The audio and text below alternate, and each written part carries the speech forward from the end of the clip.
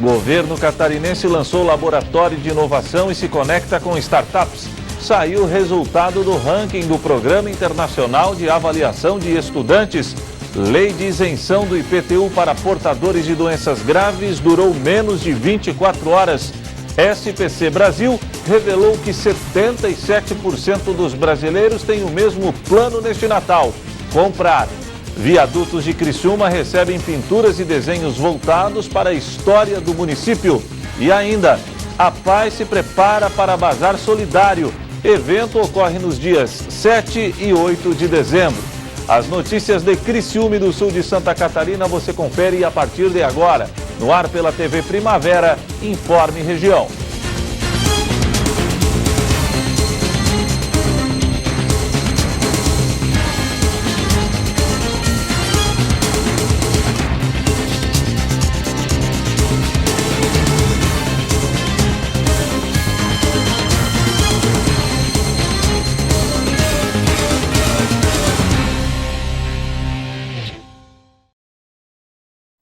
Hoje, quinta-feira, 5 de dezembro de 2019, para você que sintoniza a tela da TV Primavera, boa noite.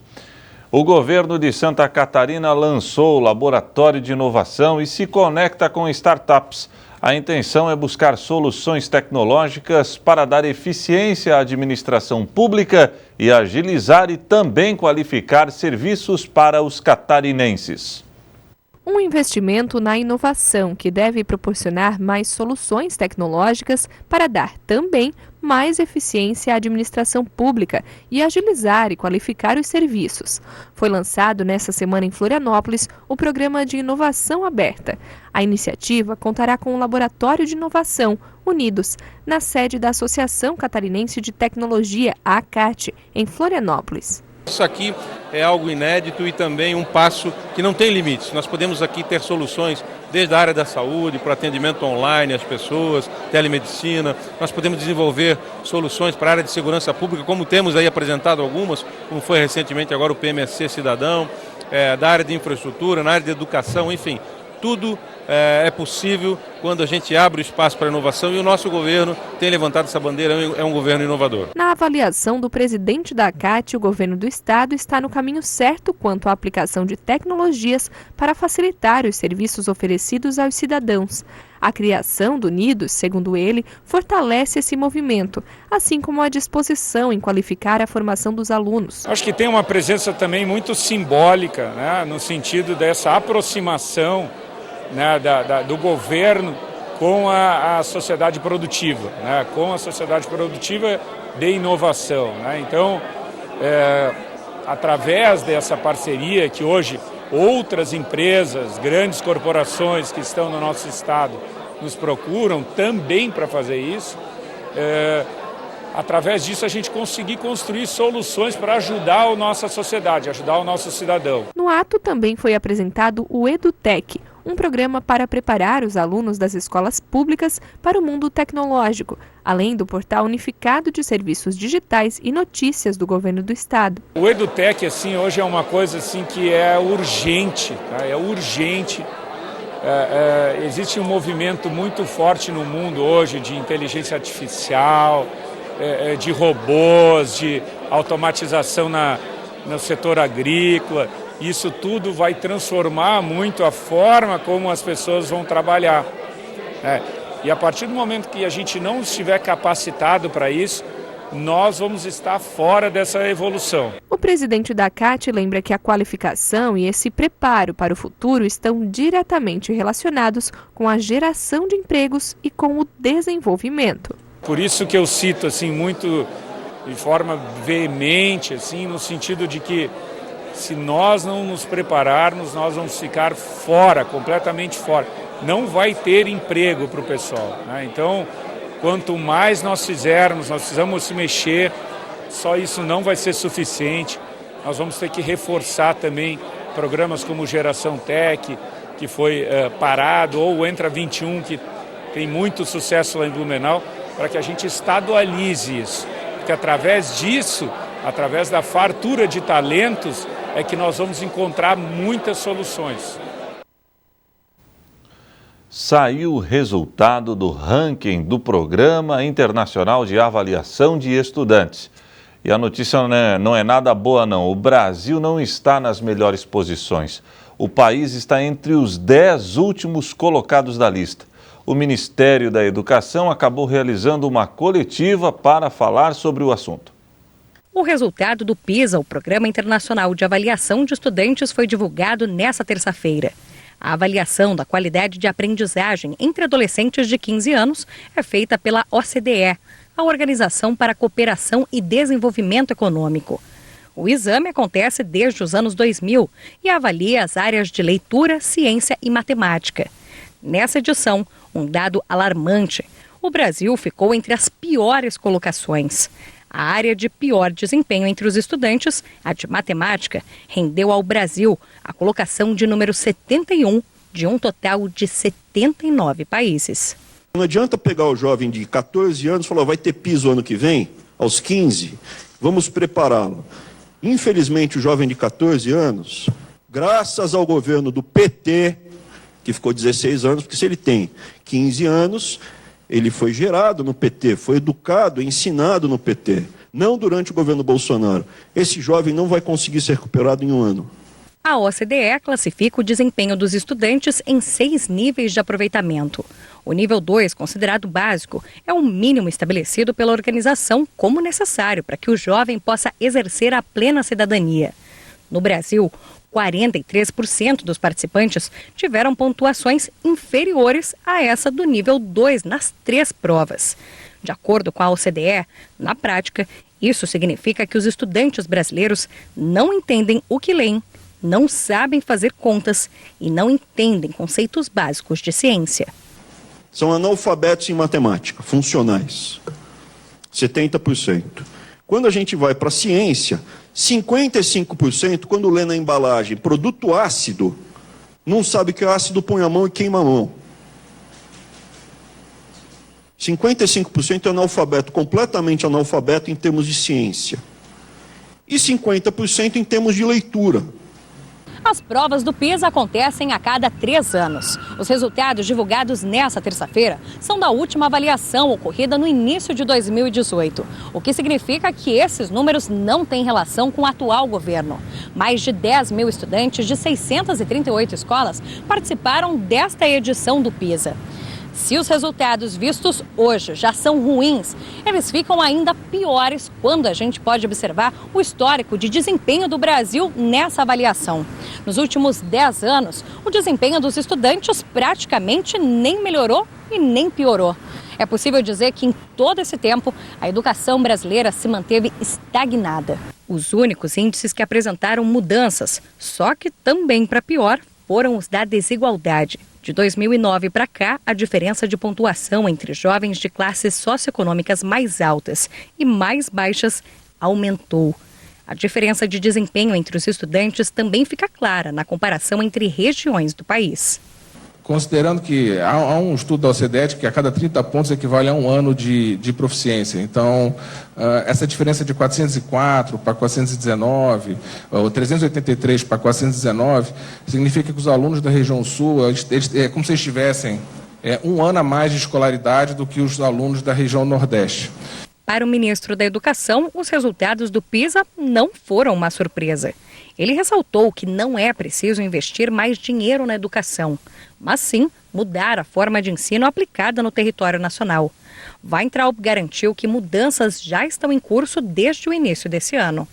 Em abril desse ano, nós soltamos a nova Política Nacional de Alfabetização. Ano que vem já começa a ampliação rápida das creches e pré-escolas. As famílias que têm os filhos nas escolas públicas vão receber um material e orientações para ler para as crianças. Para especialistas, esse é um quadro que irá demorar para mudar, principalmente por causa de problemas socioeconômicos, como a desigualdade social e a má distribuição de renda. Que nós temos que sentar para discutir. avaliar os indicadores, verificarmos exatamente os pontos específicos que mais apertam, por exemplo, matemática e ciências, não que na leitura estejamos bem, mas pelo menos nos mantivemos. Na matemática e nas ciências nós ainda caímos, quer dizer, então se não melhoramos, se pelo menos tivéssemos ficado no mesmo nível, estaríamos tristes, mas nem tanto. Então nós temos que rever isso, então sentar para discutir caso a caso. A seguir, lei de isenção do IPTU para portadores de doenças graves durou menos de 24 horas.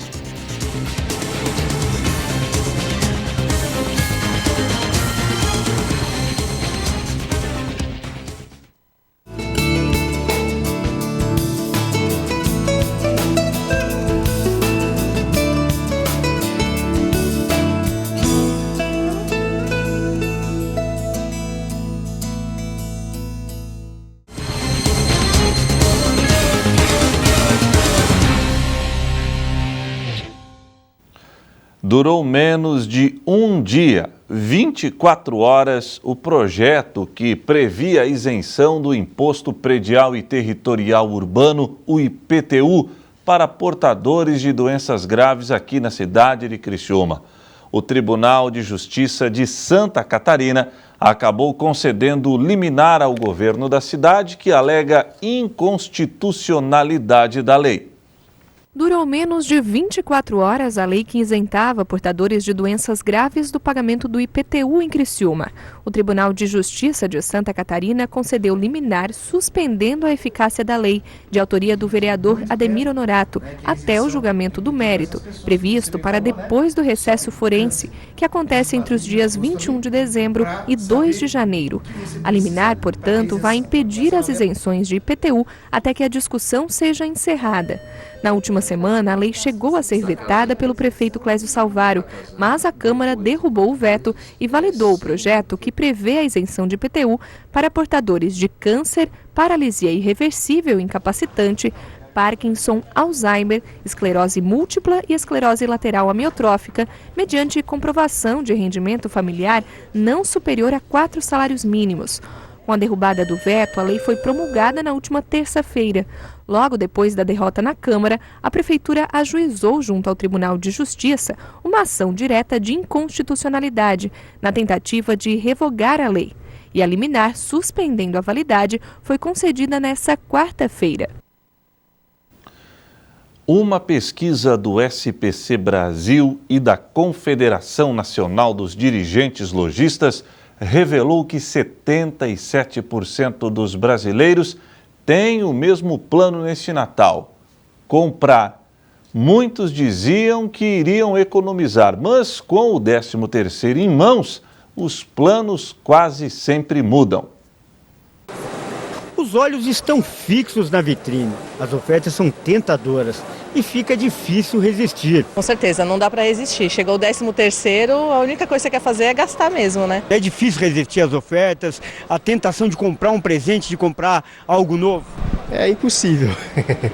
É impossível, né? Porque todo mundo precisa comprar ou para si ou para dar presente. O clima de Natal já tomou conta dos consumidores.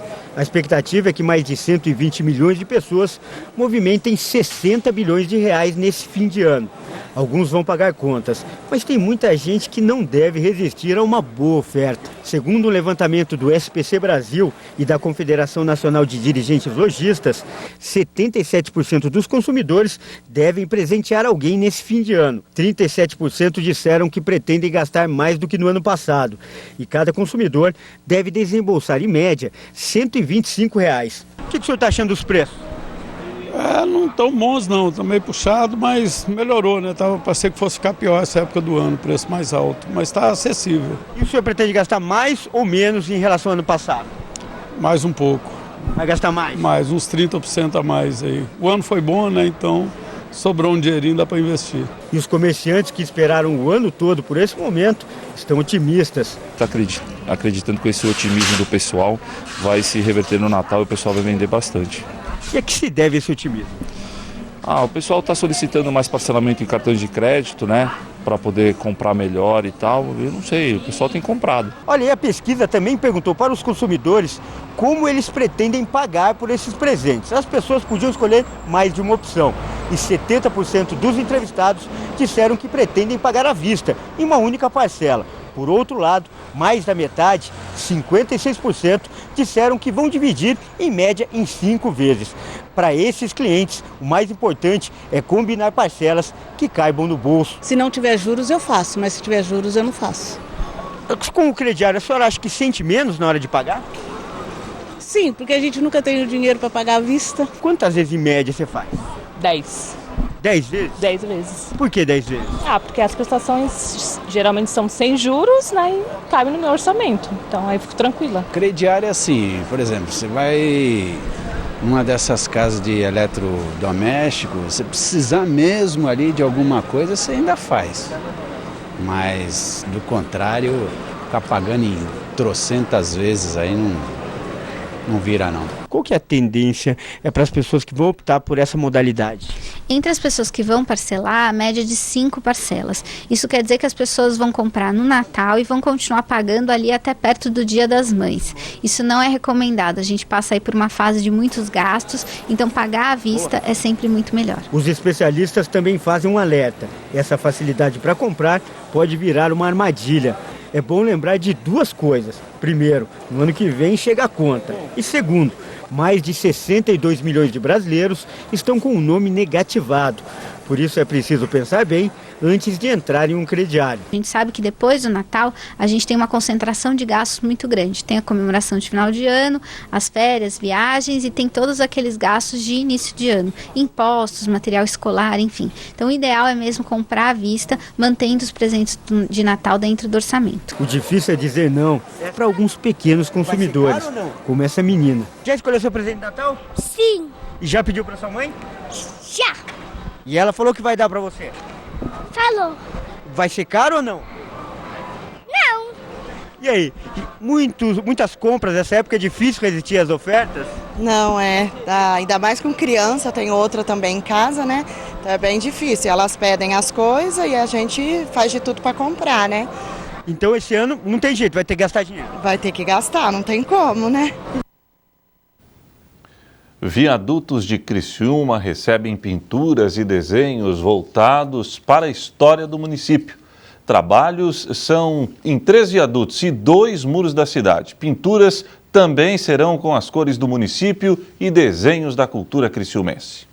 Cores e figuras importantes para a história de Criciúma começam a tomar forma nos viadutos e muros do município. O responsável por embelezar e dar vida às principais vias da cidade é o artista Luiz Henrique Ferreira Casagrande, vencedor do pregão feito pelo governo municipal.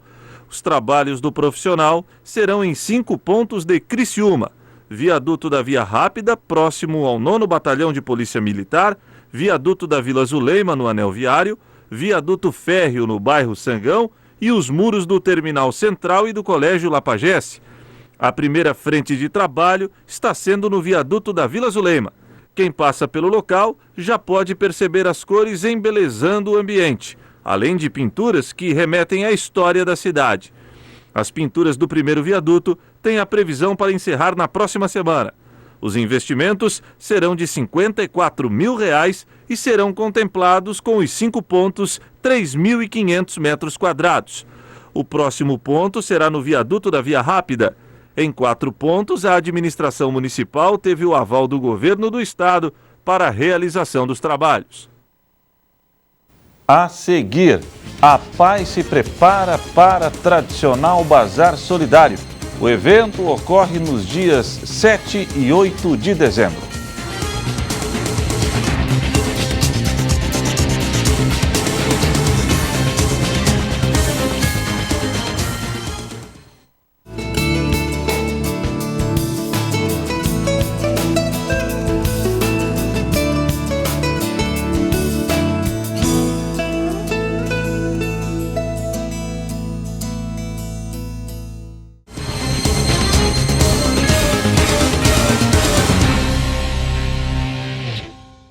No próximo final de semana, o Bazar da APAI promete movimentar Criciúma. Todo o dinheiro arrecadado será revertido para a instituição. Confira na reportagem da jornalista Débora Correia. Por aqui, muita correria para deixar tudo pronto para esse fim de semana. Nesse sábado e domingo, a APAI de Criciúma realiza um bazar com produtos viabilizados pela Receita Federal.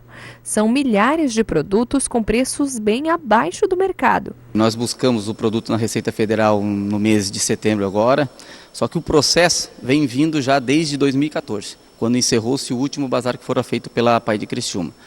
Nós esperamos no dia 7, mais ou menos 1.000 pessoas, então um fluxo muito grande de pessoas. Estamos trabalhando já praticamente 90 dias para que realmente tudo ocorra da melhor perfeita harmonia. Todo esse processo envolveu muita gente. Nos últimos dias, mais de 50 pessoas trabalharam, bastante. Tudo que está aqui nessa sala, nessas caixas, foi catalogado. Cada produto foi colocado no sistema, um a um. Tudo isso para dar mais agilidade nas vendas desse fim de semana. Na verdade, nós temos no nosso sistema 800 produtos cadastrados aproximadamente, 15 mil itens, bastante variedade. Nós temos eletrônicos, Playstations, caixas da JBL, brinquedos como Peppa, LOL, sensação do momento. Nós temos muito itens de pesca, anzóis, varas, molinetes, carretilhas, enfim, cobertores, roupas para crianças, sapatos, perfumes, mais ou menos por aí. Para conseguir garantir o produto, a orientação é para que a população chegue cedo, já que alguns itens vieram em pouca quantidade e como o valor é baixo, é melhor correr. Para ter uma dinâmica melhor, nós vamos liberar a entrada, na verdade é por chegada, e entram 15 em 15.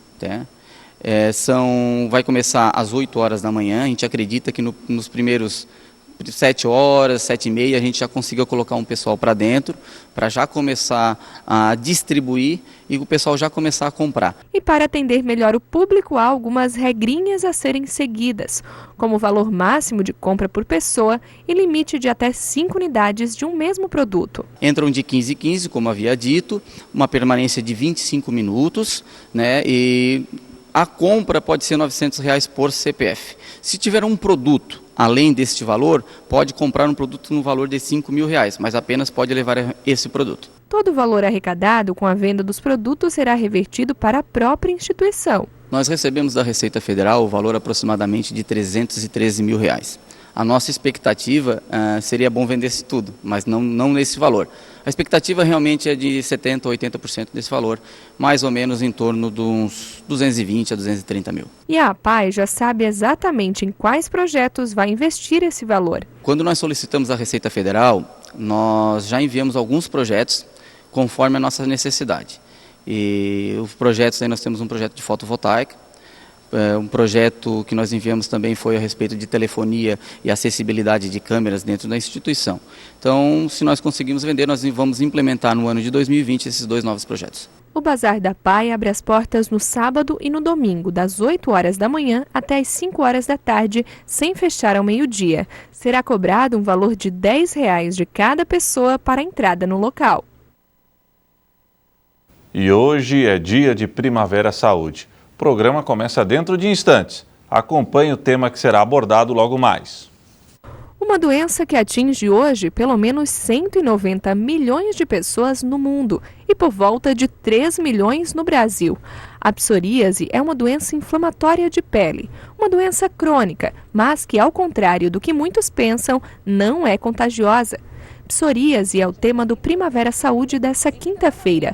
Nosso bate-papo é com a dermatologista doutora Silvana Zarur. É uma doença extremamente incidente, A gente considera que é uma doença de grande relevância na prática dermatológica. Praticamente toda semana eu pego um caso novo de psoríase, Então não é tão infrequente assim. E então eu considero uma doença importante para a gente chamar, como um tema, porque ela parece com muitas outras entidades, muitas outras doenças de pele, pelo caráter inflamatório, uma doença avermelhada, descamativa. Então isso se assemelha muito a outras doenças, alergias, dermatites de contato. Então é muito importante que o paciente procure assistência, porque existem certas peculiaridades da doença que definem um tipo de tratamento específico para ela. Como é uma doença que, na verdade, não se tem uma cura, ela tem um controle, então é importante que a gente saiba atuar no momento certo para que evite que ela progrida com muita intensidade. E mais do que tudo isso, as orientações pertinentes à própria doença. O Primavera Saúde vai ao ar logo após o Informe Região. Você pode acompanhar a TV Primavera de Criciúma por meio dos canais 12 no analógico e 12.1 no digital, via sistema de TV aberta. Assinantes da NET TV a cabo assistem à programação pelo canal 13 e os da GVT, canal 12. Eu sou Silvana Zaru, médica dermatologista, e hoje nós vamos falar sobre psoríase.